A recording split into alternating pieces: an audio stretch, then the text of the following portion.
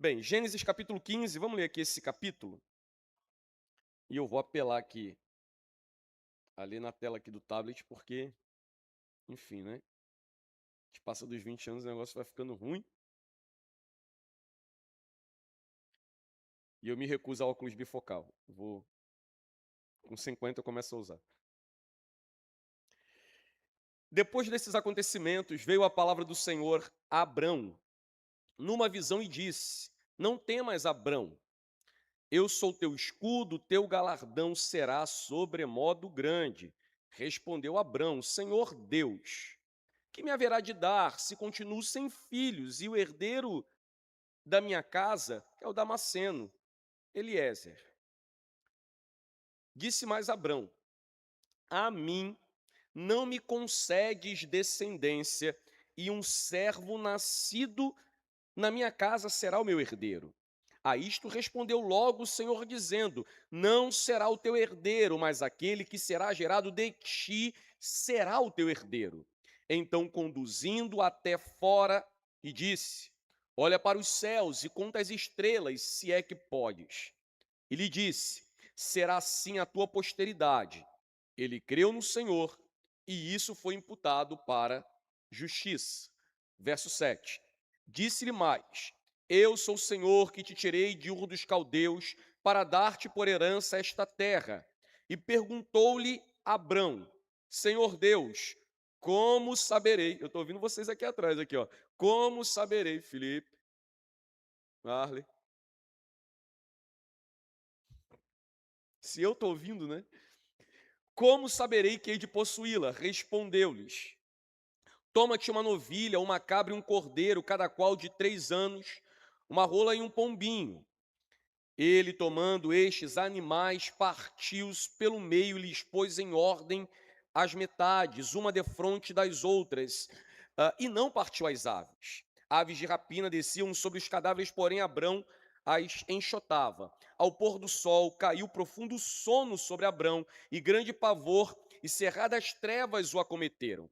Então lhe foi dito: Sabe com certeza que a tua posteridade será peregrina em terra alheia, e será reduzida à escravidão, e será afligida por 400 anos, mas também eu julgarei a gente a quem tem de sujeitar-se, e depois sairão com grandes riquezas. E tu irás para os teus pais em paz, será sepultada em ditosa velhice. Na quarta geração tornarão para aqui, porque se encheu ainda a medida da iniquidade dos amorreus. Não se encheu ainda a medida da iniquidade dos amorreus. E sucedeu que, posto o sol, houve densas trevas, e eis um fogareiro fumegante, uma tocha de fogo, que passou entre aqueles pedaços. Naquele mesmo dia fez o Senhor aliança com Abrão, dizendo: A tua descendência dei esta terra. Esse dei, na linguagem bíblica, no hebraico, se chama perfeito profético, né? O tempo verbal é o perfeito profético. Ele deu a terra, embora a terra ainda não fosse da descendência de Abraão, né? Desde o rio do Egito até o grande rio Eufrates, o Queneu, o Quenezeu, o Cadmoneu, e o Eteu, e o Ferezeu, os Refaíns, o Amorreu, o Cananeu, o Girgazeu e o Jebuseu. Vamos orar? Senhor, em nome de Jesus, teu nome é bendito, e esse texto nos faz contemplar a tua grandeza e majestade. E pedimos que tenhamos da tua parte a direção, a orientação. Tenhamos da tua parte, Senhor, em nome de Jesus, o auxílio a fim de compreendermos o teu ensino. Nessa noite, a Senhor, propomos falar sobre que tu não és previsível. Não conseguimos encaixotá-lo, limitá-lo, prever as suas ações e meios, e por isso mesmo precisamos confiar e depender de ti. Precisamos ter o nosso coração sossegado, Senhor, em tua providência, em tua preservação. Saber que não há nada que aconteça que esteja fora do seu controle, fora da sua vontade. Nos ensina, Senhor, como fizeste isso com Abraão, a confiar e a descansar em tua graça, em tua soberana vontade. Por isso mesmo te pedimos em oração que o Senhor nos edifique através dessa palavra, em nome de Jesus. Amém.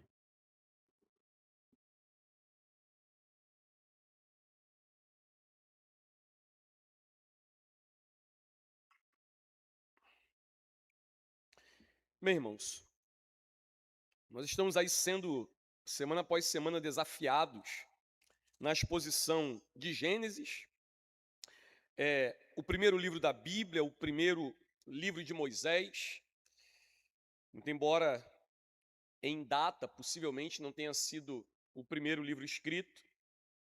A princípio, como eu disse, eu pensei em caminhar até o capítulo 11, o que já foi altamente desafiador, e como a gente pode constatar, a gente chegou ao capítulo 15, né?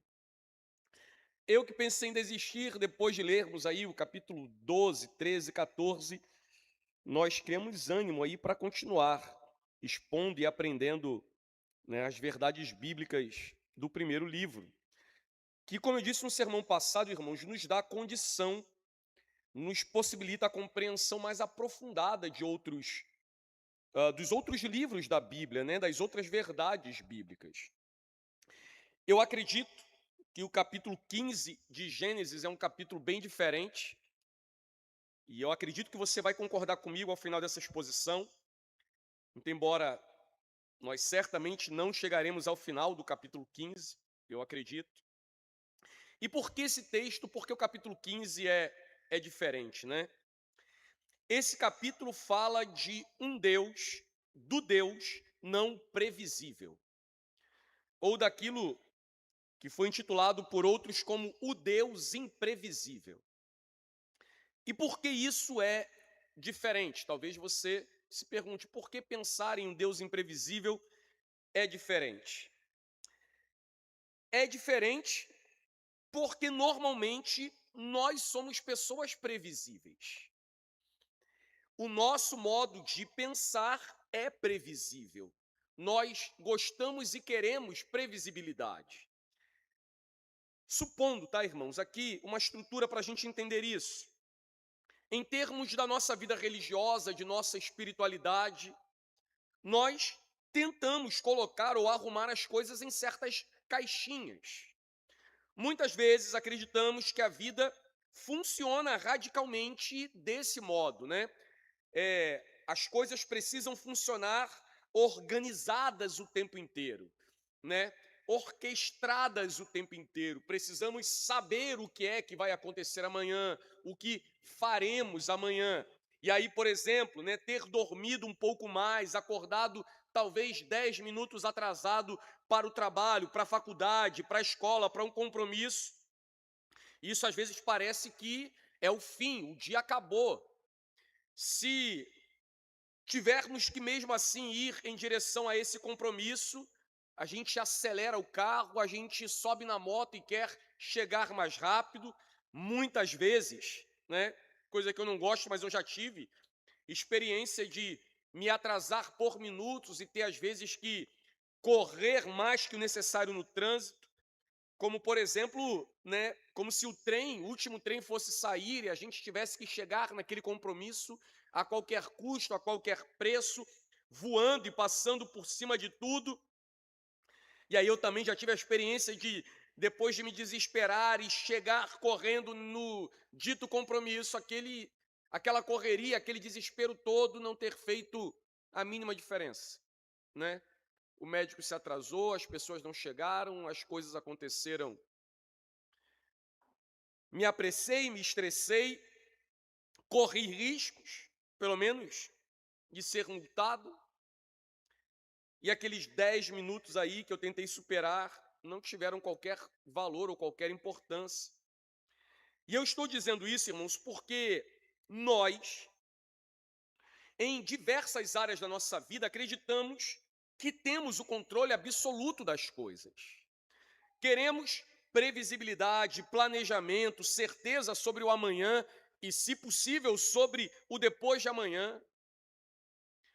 Queremos isso muito, embora aquele ou esse velho livro nos diga que nós não devemos andar ansiosos por coisa nenhuma. Esse velho e bom livro nos diz que qual de vós, que por ansioso que esteja, pode acrescentar um côvado, um palmo ao curso da vossa vida. Então, estamos falando sobre essa tendência humana nossa de buscar previsibilidade, controle absoluto e certeza que acreditamos poder ter sobre as coisas, sobre o amanhã. E olha só, não é difícil, irmãos, percebermos que em muitos momentos da nossa vida, buscamos sim estar no comando e ter tudo ao nosso redor sob um papel e caneta, sob agenda, sob controle. Os grandes e pequenos detalhes, por exemplo, como os minutos de atraso, ou até mesmo as grandes questões da existência, aquelas das quais eu acabei de citar. Nós não acrescentamos um côvado à nossa vida, né? Mas a gente muitas vezes quer ter o controle da vida como se isso fosse possível. Deixa eu tentar ilustrar isso aqui com literatura, de uma obra clássica da literatura brasileira, que é As Memórias Póstumas de Brás Cuba, né? O grande romance aí de Machado de Assis, que eu na primeira vez que li obrigado, induzido de castigo. Eu só fui aprender a ler Machado de Assis depois de velho, né? Pois bem, imagine então que a vida de Brás Cuba, esse personagem de Machado de Assis, ela tenha algo parecido, semelhante, com a jornada de Abrão ainda, aqui no capítulo 15. Brás, em sua vida, segue uma rotina previsível, sempre tenta alcançar coisas grandiosas, mas sem ele se tocar, sem ele perceber, ele deixa passar que a verdadeira riqueza estava já com ele, no seu interior, aquilo que Agostinho canta sobre ter amado o Senhor tarde demais. Em sua relação com os outros, com os seus, com a própria vida, nisso está escondida a riqueza que ele deixa passar. Mas ele, Brás Cubas, está em busca de status, de uma existência que carregue prestígio, evidência, e ele naturalmente passa a se afastar daquilo que de fato importa. Na obra, quando Brás Cubas reflete sobre a sua própria morte, ele se dá conta de como a vida, com todos os seus planos e expectativas, muitas vezes, quase sempre, não acontece como nós imaginamos, como nós prevemos. E aí ele diz: se a vida fosse uma estrada reta, sem desvios e sem surpresas, não seria vida, mas uma simples máquina. E assim como Abrão, ele se vê à mercê do destino. No caso de Abrão, ele se vê à mercê de Deus.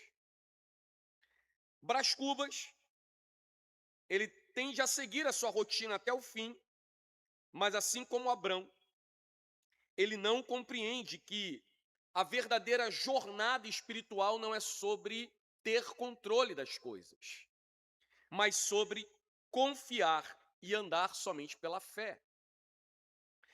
E permitir que, muitas vezes, as surpresas da vida nos conduzam a coisas maiores, melhores, das quais nós não conseguimos prever.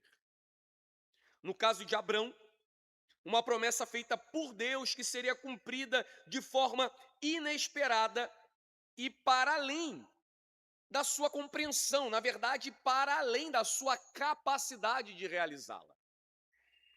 Esse contraste aqui apresentado entre Brás Cubas e Abrão nos ensina que muitas vezes nós tentamos controlar a nossa vida criando sistemas rígidos de fé, de expectativas.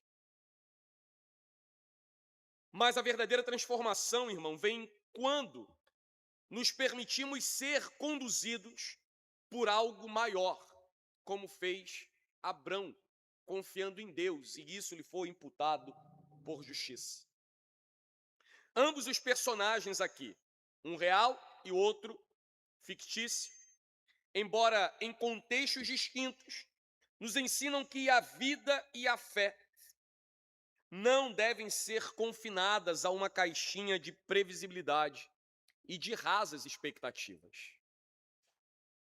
Paulo nos diz que se as nossas expectativas, a nossa esperança está só aqui, nós somos os mais miseráveis dos homens. Em Gênesis 15, Deus volta a falar com Abrão, e o motivo está estampado no próprio texto, é um certo tipo de tristeza, de desânimo que acomete Abrão. Ele está possivelmente abatido, e esse abatimento é causado pela previsibilidade não atendida que afligia Abrão. Bem, só recapitulando, Deus chamou Abrão no capítulo 12, quando esse vivia lá em Ur dos Caldeus.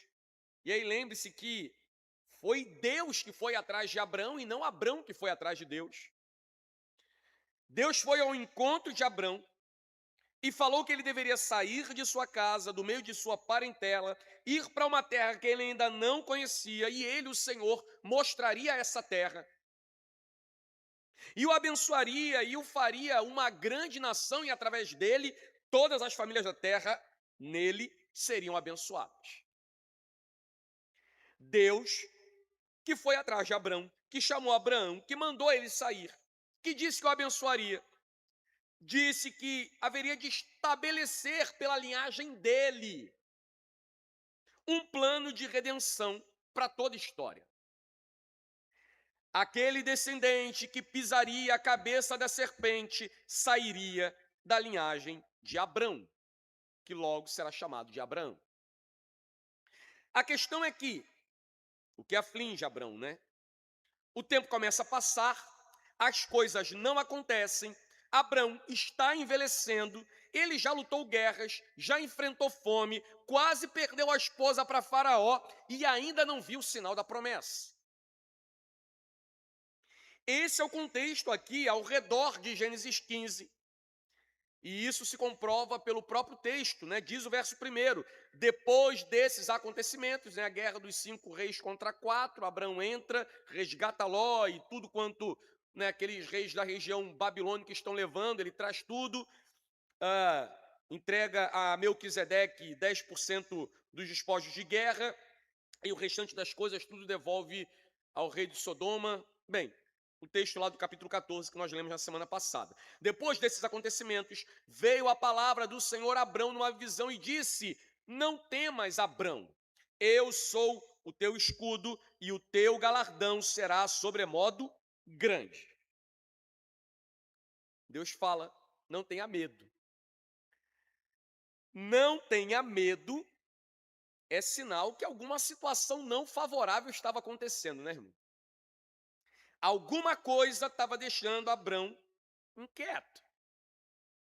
E é interessante vermos aqui que, ao contrário do que podemos imaginar, e acredito que a maior parte das pessoas tem em mente a ideia de que se alguém, né, vamos pensar assim, é religiosamente uma pessoa séria, uma pessoa de conduta adequada, se é uma pessoa sincera ou se é uma pessoa de coração maravilhoso, Deus, então, vai se envolver com essa pessoa. Muita gente acredita nisso. Não, aquela pessoa é uma pessoa tão boa que, bem, Deus deve... É porque Deus a abençoa. Embora ela não tema a Deus, ela não sirva a Deus. A Bíblia tem ideias muito diferentes acerca disso, né? A Bíblia não faz coro com esse tipo de pensamento. A Bíblia não vai nessa direção, muito pelo contrário, o currículo de Abrão é o menos favorável possível. Considere, por exemplo, que o pai de Abrão terá, conforme a própria tradição judaica afirma, ele foi um fabricante e vendedor de ídolos. Ele não era apenas idólatra, ele promovia a idolatria. Isso se confirma lá em Josué, capítulo 24, verso 2. Então Josué disse ao povo, a todo o povo: assim diz o Senhor, Deus de Israel, antigamente vossos pais, Terá, pai de Abraão e de Naor, habitavam da além do Eufrates e serviam a outros deuses. Por que eu estou dizendo isso, irmão? Para que você entenda que o Senhor não se aproximou de alguém religiosamente puro ou santo. Deus se apresentou a nós, e se apresentou, no caso, também a Abrão, de maneira muito sugestiva e muito peculiar, né? Ele decide, o Deus Santo, Criador dos céus e da terra, se aproximar de pessoas comuns como eu e você. Abrão não é ninguém.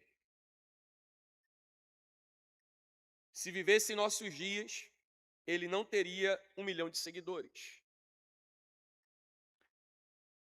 Ele não é uma figura pública, não há nenhuma importância sobre ele, ele não é alguém de destaque.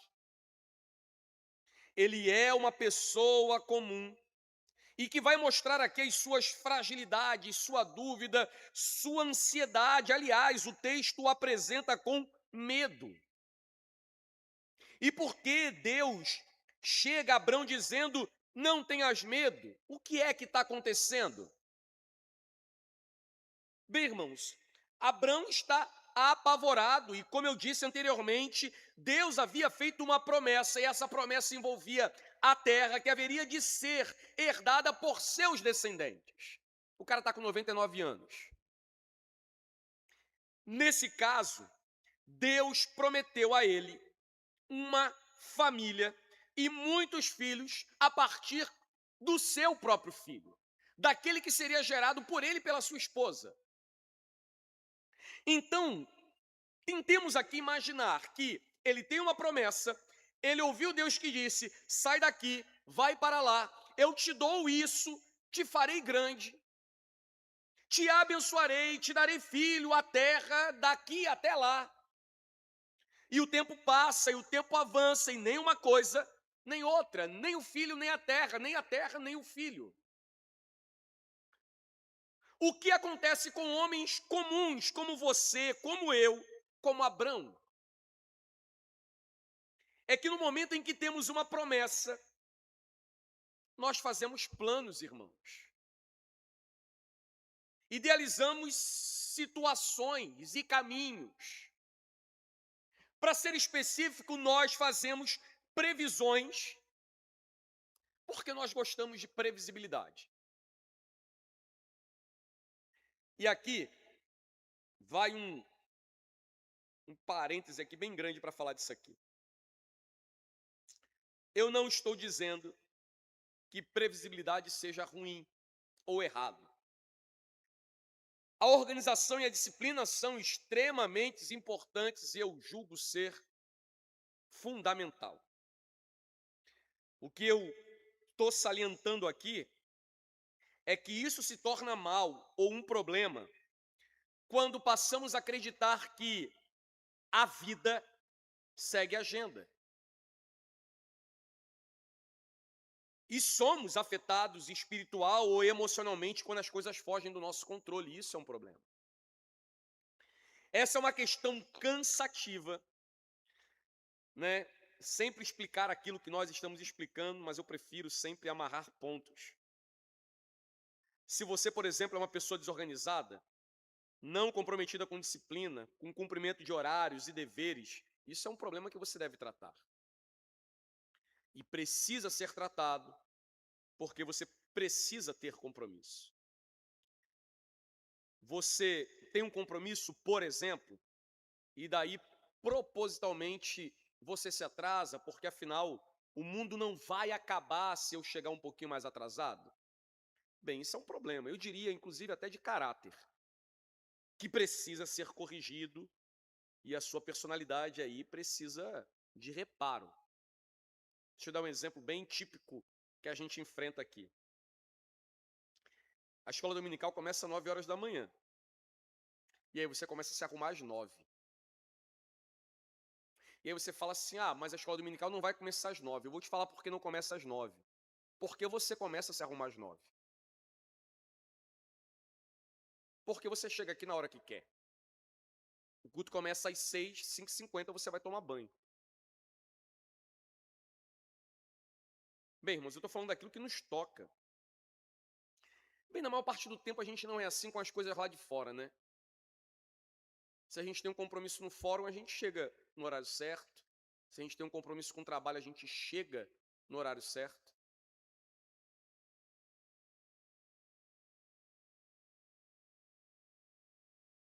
Tem um colega lá na escola que vai comigo.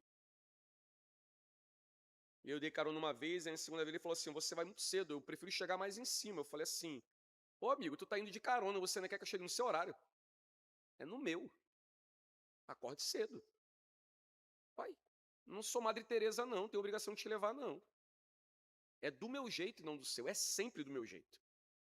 Tu acha mesmo que eu vou ceder pro ímpio para me chegar em cima da hora e no dia que eu pegar um engarrafamento eu vou me atrasar porque o bonito quis dormir, né, mais cedo, né, ou acordar mais tarde? Não. A EBD começa às 9 e você se arruma às 9. Bem, acredito que eu estou sendo claro aqui quanto ao problema de agenda. Rigidez é um problema, desleixo é um problema muito maior. Desleixo é um problema muito maior. Você acreditar que consegue controlar tudo e tentar viver nessa vibe de ter controle sobre as coisas que haverão de acontecer e estar sofrendo por isso, isso é um problema. Mas você também viver como, por exemplo, os Tessalonicenses, se lixando para tudo, é um problema ainda maior. Pois bem, no caso de Abrão, Deus lhe faz promessa de o abençoar. E quando ele chega na terra, por exemplo, aqui o texto bíblico assusta, pois diz que quando ele vai à terra que Deus promete dar a ele, tem fome na terra. Imagine aí que você tem uma visão espiritual que deveria fazer um certo negócio, acertar uma coisa, resolver um problema, e quando você chega lá, tudo dá errado. Eu sempre cito aqui Atos 16, né? Aquilo que acontece com Paulo e Silas, quando decidem ir para uma região, e aí eles têm uma visão noturna de que um varão fala o seguinte: passa a Macedônia e nos ajuda. Eles chegam na Macedônia e é perseguição, é prisão, é pisa, eles sofrem. Bem, mas foi o Espírito que os mandou para lá. E Deus os abençoou no meio de todas as provas que eles enfrentaram. Quando Abrão chega na terra, a fome na terra, então ele foge, bem, sem orientação de Deus, mas ele foge, vai ao Egito. E a condição, embora ele prospere, ele quase perde a esposa. E aí observe isso aqui de maneira panorâmica. Pois se já estava difícil com a esposa ter filho, imagine sem ela, como ele seria pai de uma nação. Bem, ele sai do Egito, volta para a terra, e no meio da terra o sobrinho dele tem problema com o sobrinho dele, se separa. E agora, separado do sobrinho, o sobrinho arruma problema porque se junta com, né, os homens de Sodoma, né, ou as coisas que existiam em Sodoma, muito parecido com o que a gente vê por aqui, né? E aí o negócio é problemático, Abrão tem que entrar numa guerra que não é dele, a fim de livrar o sobrinho. Vai já ter que se envolver de novo por conta do sobrinho. Tudo isso é para que você entenda que Deus tomou a iniciativa de abençoar Abrão como uma pessoa simples como eu e você, pessoa comum como eu e você, marcado por fragilidades, incertezas e dúvidas como eu e você. A palavra do Senhor, portanto, nesse versículo, diz a Abrão: não temas, sou teu escudo, teu galardão será sobremodo grande. E Abrão, que estava com medo, aproveita a oportunidade para colocar as cartas na mesa, né? Bem, se o senhor tocou no assunto, para externar aqui as suas preocupações. Na verdade, ele apresenta a Deus as suas previsões. O que ele faz aqui é falar para Deus sobre o futuro. O que é o futuro? O que será o futuro? Porque, da perspectiva de Abrão, tudo é incerto. Afinal, o tempo tem passado, ele tem envelhecido, a esposa tem envelhecido, e nem a terra e nem o filho. E aí lembra do que eu disse lá atrás, que sobre o fato de Deus fazer promessa, e de em cima da promessa, daquilo que nós ouvimos da parte de Deus, nós projetarmos caminhos e soluções para que isso se cumpra. como se Deus não fosse capaz de realizar e precisasse então da nossa ajuda. Deus precisa? Veja só o verso 2 e 3. Deus diz no verso 1 a Abrão: não tenha medo, sou teu escudo, teu galardão será grande. Respondeu Abrão: Senhor Deus, ó Deus Altíssimo, Senhor Todo-Poderoso, que me haverás de dar, se continuo sem filho, e o herdeiro da minha casa é um jovem aqui, é o Damasceno Eliezer? Disse mais Abrão: a mim não me concedestes descendência, conforme o Senhor disse, e um servo nascido na minha casa será o meu herdeiro. Irmão, observa aqui o rumo desse diálogo aqui. Primeiro, Abrão aqui, ele chega, né, enfeitando o pavão, né, espalhafatoso com Deus. Ó soberano Senhor, ó Deus Altíssimo, aproveitando o ensejo, já que o Senhor tocou no assunto sobre o meu medo. Quando a gente escuta uma oração assim, pode saber que tem coisa, né? Já que Deus toca no assunto, já que disse que és o meu escudo, e que não devo ter medo, e que inclusive meu galardão será grande, me responde uma coisa, Senhor: que me haverá de dar se eu continuo sem filho? Como será aí esse negócio aí? Porque o senhor sabe, né?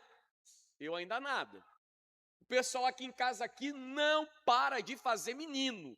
E nós vimos lá no sermão passado que o cara tem 318 homens capazes de lutar guerra, e não é o limite, ele separa 318 homens capazes de lutar uma guerra só nascidos em sua casa. E ele não tem filho. Percebe, irmão, aqui a preocupação de Abrão? Como ele é afetado pela previsibilidade que atinge todos nós, todos os mortais. Brás Cubas chegou nisso no final da vida, né? Percebeu, bem, é correr atrás do vento, como disse o sábio, né? Abrão, eu penso que ele entra de carrinho em Deus aqui. Ele apresenta um duro questionamento. Ele está dizendo, bem, a promessa está demorando. Não somente isso, Abraão, ele questiona o fato dele não ter gerado filho e aponta que o herdeiro de sua casa será um de seus servos. Lembra que a promessa de Deus a Abraão envolve ele ser representante de uma grande nação e que seus filhos herdariam a terra, que o Senhor estava dando por herança. Portanto, irmãos, Abrão está prevendo o futuro da promessa e está transferindo aqui a promessa que Deus lhe fez ao seu moço, ao Damasceno Eliezer. E, sobretudo, aqui tem uma coisa que a gente precisa notar, né? O texto mostra a gigantesca fragilidade, o quanto Abraão, ele é vulnerável. Ele é um homem comum e se achega a Deus dizendo: Senhor, faz um tempo que a gente conversou, o senhor lembra que foi o Senhor que foi atrás de mim lá em Ur dos Caldeus?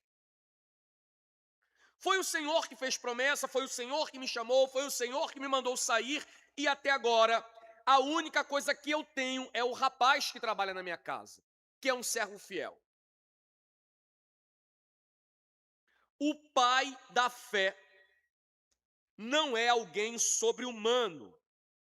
Ao contrário, como diz o poeta Estênio, ele é alguém como eu, alguém como nós, alguém como você. Esses dois versículos, Abraão, ele abre o jogo com Deus e, como disse, ele entra duro. Se isso aqui fosse uma partida de tênis de mesa, né, de ping-pong ou de tênis, Deus teria levantado aqui a bola para ensinar Abraão a jogar. E ele devolveu com um smash assim na rede, bem agressivo. Smash é aquele corte assim, em cima da rede, um golpe finalizador, agressivo. E Deus, então, responde a Abrão. E aí que é interessante observar o texto, porque ler o texto atentamente, irmãos, é uma bênção, né? Olha aqui o que a gente tem aqui, como é interessante a resposta de Deus a Abrão, porque depois de uma entrada, né, depois de um smash, depois de uma cortada assim, de um carrinho mirando a canela de Deus, o natural de esperarmos aqui seria, então Deus, né, se irou de Abrão e de sua incredulidade. Então o Senhor acendeu a ira contra Abrão por sua insolência. Deus castigou a incredulidade de Abrão e transferiu a promessa. O texto não diz nada disso, né? Verso 4. A isto respondeu logo, prontamente o Senhor, dizendo: não será esse o teu herdeiro, mas aquele que será gerado de ti será o teu herdeiro. Manso, suave, Deus devolve a bola e volta a ensinar Abrão. Sem empregar qualquer punição, Deus responde a ele que o filho será gerado dele mesmo. De ti será o teu herdeiro. Deus diz então a Abrão, irmãos, que o plano estabelecido está em andamento e tudo está acontecendo dentro do prazo que ele determinou. Abrão, eu não sei o que é que você está pensando, mas aqui o cronograma está perfeito. O andamento da obra que eu estou fazendo em você e farei através de você, Abrão, está cumprindo o prazo perfeito. Tudo está seguindo o meu cronograma. Mas aí Deus é Deus, né, irmão? Ele é o Senhor. Ele fala assim: vem cá, deixa eu te mostrar aqui uma coisa. Eu vou te dimensionar. Eu vou te mostrar o tamanho da promessa que eu te fiz. E aí Deus então leva Abrão ao planetário, né? Verso 5. Então conduziu até fora e disse: olha para os céus, conta as estrelas, se é que o podes. E lhe disse: será assim a tua posteridade. Alguns talvez esperassem aqui de Deus que ele empurrasse Abrão até o mais profundo de sua tenda e o levasse então a reproduzir. Mas Deus chama Abrão numa direção contrária, para fora da tenda. Deus poderia falar: tá bom, Abrão, vai para dentro da tua tenda aí, vai lá, atrás de Sara, vai gerar menino. Bem, é o que Abrão quer e espera. Deus, vem aqui para fora, vem. Deixa eu te mostrar aqui uma coisa. Irmão, eu digo que todos nós, em especial, né, os que cresceram em interior, têm uma visão disso mais apurada. Você crescer, você poder ver o céu longe da cidade é algo maravilhoso, né? Você vê uma infinitude de estrelas que a gente não consegue enxergar daqui. A gente só vê as mais brilhosas, aquelas que as luzes da cidade não encandeiam, né? Não apagam, não escondem. Há algo de sublime nisso, pois, a princípio, há uma aflição no coração de Abrão. Ele está temeroso, apavorado, o tempo passa e ele não vê as coisas acontecerem. A visão de Abrão está voltada para si mesmo, centrada nele mesmo, preocupado se ele terá os meios, a condição de cumprir aquilo que Deus prometeu. E não é sobre ele. Deus então coloca para fora, o leva para ver as estrelas, faz-o contemplar o universo. E aí eu repito, né, aqui usando a tua imaginação, imagine aquele céu no meio do deserto, irmão. Trilhões de estrelas sobre a cabeça de Abrão. Deus mostra para ele a dimensão de sua promessa. O que isso, né, e que isso aqui, a promessa que Deus faz, está para além da capacidade de Abrão de ajudar ou de realizar. Está além de suas frágeis e mesquinhas, né, previsibilidades terrenas. Deus não precisa da ajuda de Abrão, como não precisa da minha e da sua. Não precisa. Olhe para o céu. Conta as estrelas, se é que pode contá-las. Como Deus trabalha em relação a pessoas com quem Ele decide estabelecer relacionamento e fazer aliança, né? Como Deus age comigo e contigo, irmão? No caso do nosso irmão e pai Abrão, Deus colocou Abrão numa situação em que ele tem diante de si dois elementos à sua disposição. De um lado, o seu servo Damasceno Eliezer. Do outro lado, as incontáveis estrelas do céu. Para onde Abrão tem que fixar os olhos, irmão? Qual direção ele tem que tomar? Isso nos leva à questão inicial apresentada aqui na introdução do sermão. Todos nós somos afetados pelas imediatidades da vida. Nós vivemos dentro de uma cultura imediatista, que tem pressa, urgência de bem-estar, de vida boa, regalada. E aí vemos isso na Bíblia e confirmamos isso no cotidiano, que raríssimas pessoas, de fato, estão interessadas em Deus e sua bendita palavra, irmão. O que normalmente acontece na relação das pessoas com Deus é que elas têm os seus problemas, as suas ocorrências, e aí elas estão passando dificuldade, se achegam a Deus e aí estão acostumados a ouvir, né, por exemplo, né, essa teologia popular, que Deus é um solucionador de problemas e que, por exemplo, saldará todas as suas dívidas e te enriquecerá. Basta você visitar a nação dos 318, né? Toda segunda. Então as pessoas fazem aquilo que é necessário para ser ajudado. Elas fazem algo porque, afinal, elas receberão algo. Isso é troca. Isso é típico de religião pagã, tribal, e não é o evangelho. Tanto é que depois de receberem aquilo que buscam, depois da tempestade baixar, elas baixam a bola, se afastam e muitos se tornam, inclusive, apóstatas, né? Bem, irmãos, o que descobrimos aqui no texto? Eu caminho aqui para o final, né? Dessa primeira parte aqui.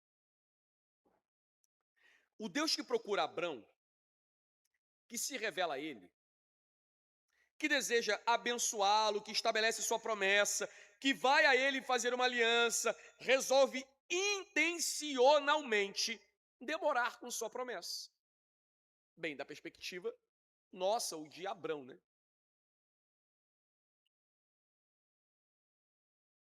Nós imaginamos, irmão, que ter acesso às bênçãos imediatas é a melhor coisa que tem, né? Pá, pronto logo. Mas será que é?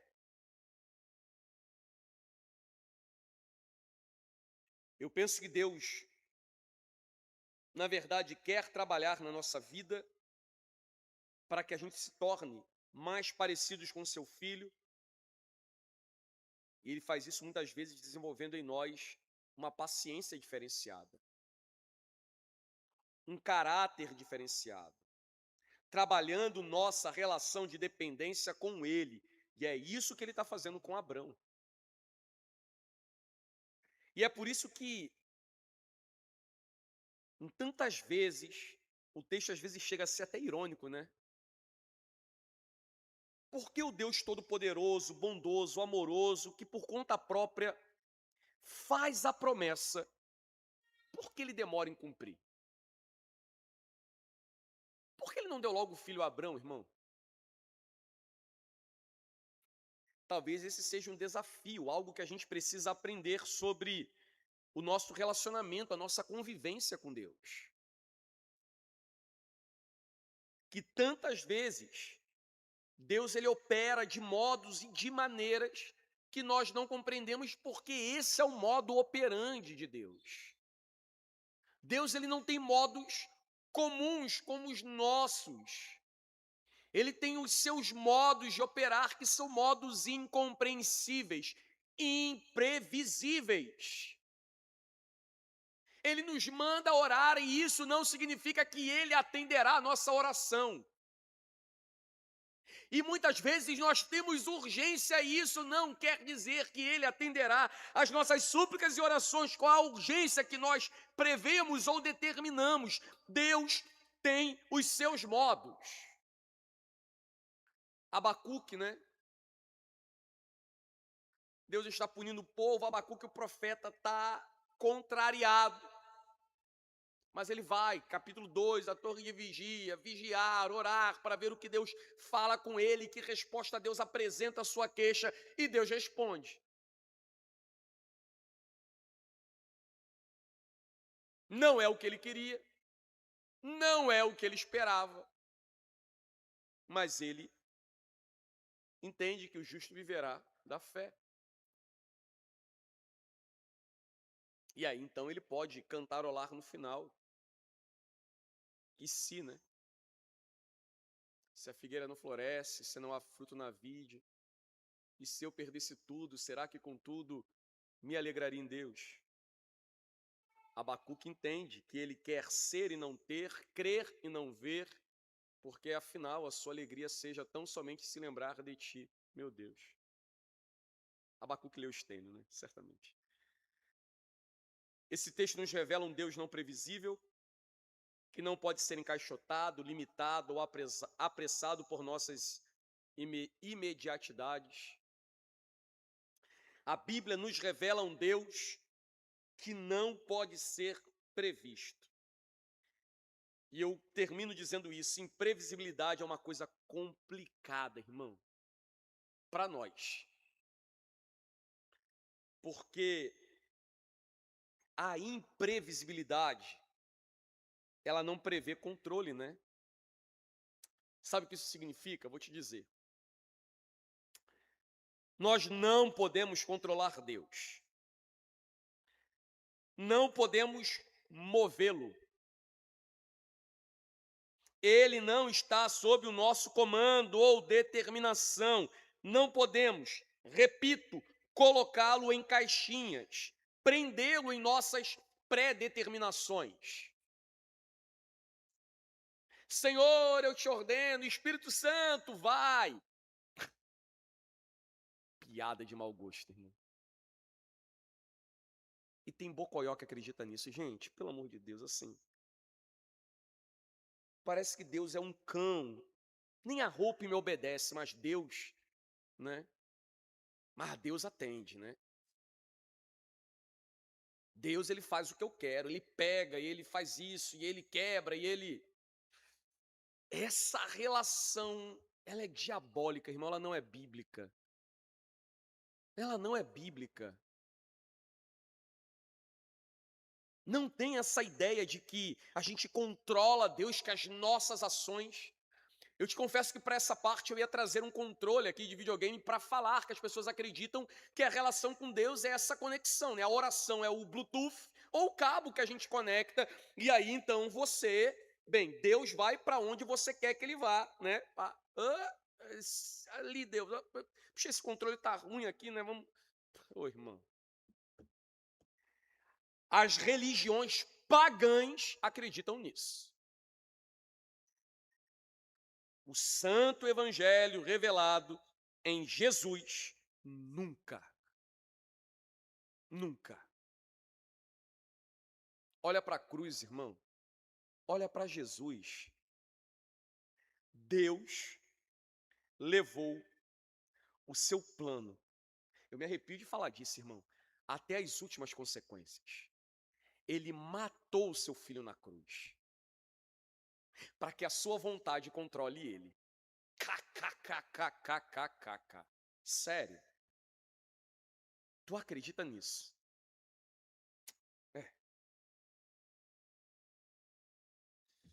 Oremos. E entendamos que Deus ele não pode ser previsto, regido, controlado, determinado por nós. Abraão falou, apontou, foi com a chuteira com trava alta na canela de Deus, deu um smash em Deus. O Senhor não vai cumprir? Oh, no meu tempo, na minha hora, no meu minuto, não no seu. Bem, a gente vai chegar nisso. Deus vai pegar e vai falar assim com Abraão: tá bom, Abraão, deixa eu te falar o que vai acontecer assim, ó. Eu vou te contar os 400 anos para frente assim, ó. Deus vai revelar 400 anos de história. Tu tá inquieto, é? Tu vai chorar, vai? Pô, deixa eu te contar aqui uma coisa. Vou te falar o que vai acontecer com você, com a sua descendência. Quando é que vocês vão entrar na terra? Quem é que vocês vão tirar? Deus é Deus, né, irmão? Esse texto do capítulo 15 é maravilhoso. E olha que Deus ainda nem mudou o nome de Abraão, né? Vamos orar? Fica de pé.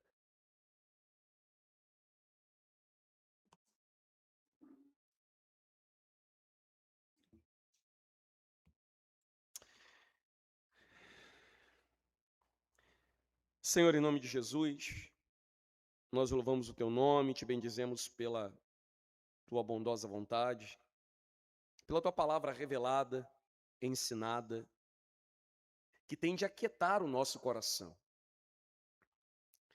que tende a nos levar a confiar em ti, a descansar em ti, e não andar preocupado e ansioso e desesperado com as coisas terrenas e cotidianas das quais nós não temos controle. Seja a porta que se abre, a porta que fecha, a família que temos, as bênçãos que o Senhor derrama, tudo vem de ti e tudo é para ti, Senhor. Portanto, nos ensina a confiar e a descansar em ti. Como está lá no profeta Abacuque, nós devemos ser desses que creem, mesmo sem ver. Independente dos meios e dos resultados, nós confiamos que tu és o Senhor sobre os fins, do começo ao fim. E que todas as coisas no final, Senhor, cooperam para o bem daqueles que te amam, daqueles que são chamados segundo o seu propósito. Portanto, se nós estamos vivendo baseado nos nossos olhos, nos nossos pensamentos, na nossa imaginação, que muitas vezes é bagunçada, chapiscada por coisas do mundo, nós pedimos que o Senhor tenha misericórdia de nós e que acrescente fé no nosso coração, a fim de que possamos crer, descansando em sua provisão, preservação, em sua reta e gloriosa palavra. Não nos permita andar ansiosos, solícitos por coisa nenhuma. Antes, Senhor, permita-nos fazer as nossas orações conhecidas diante de Ti, conforme a Tua palavra nos ensina. Abençoa-nos, portanto, em Jesus, o Teu Filho, nos levando para casa em